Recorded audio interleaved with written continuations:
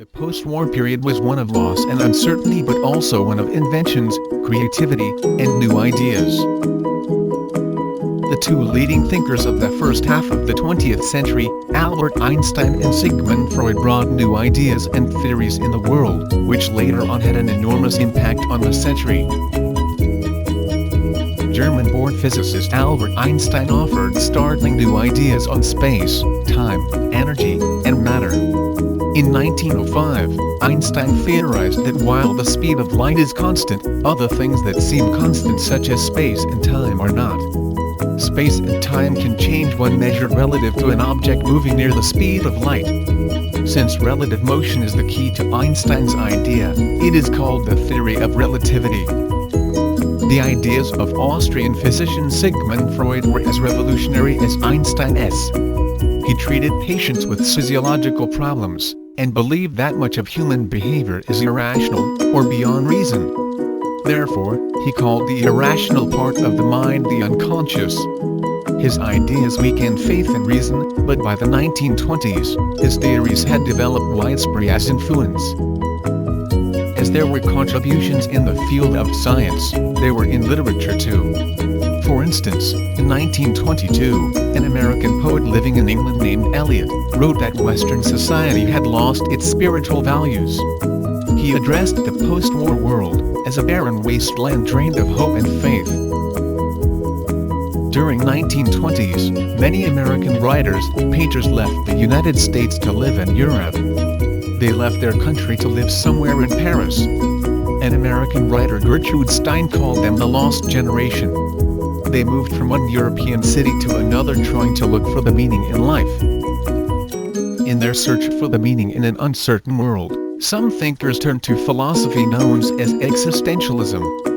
A major leader of this movement was Jean-Paul Sartre. Existentialists believe that there is no meaning in life and each person creates his or her own meaning in life through the action they take and the choices they make.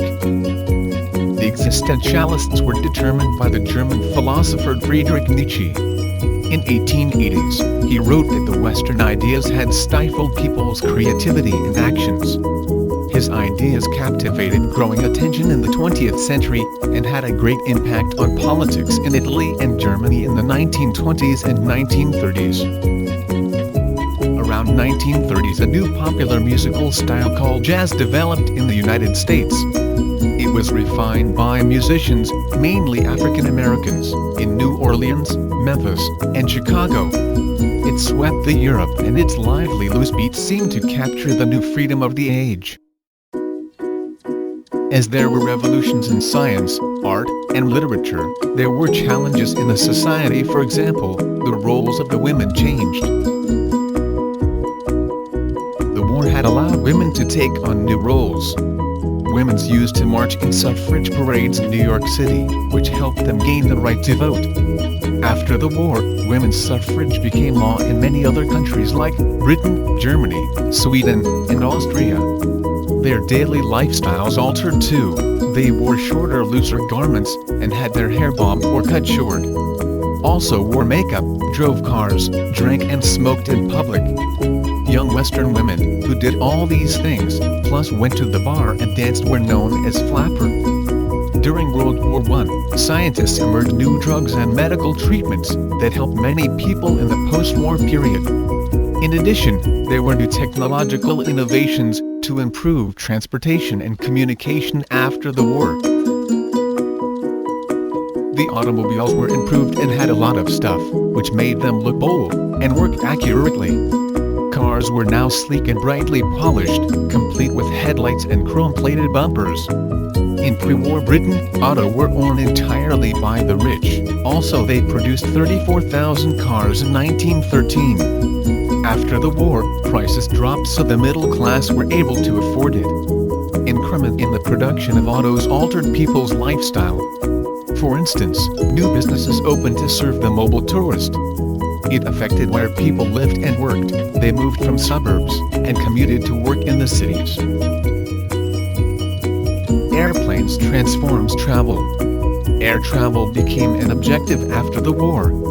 In 1919, two British pilots made the first successful flight across the Atlantic, from Newfoundland to Ireland. In 1927, American pilot named Charles Lindbergh captured world attention with a 33-hour solo flight from New York to Paris. Another American lady pilot named Amelia Earhart, who became the first woman to fly solo across the Atlantic.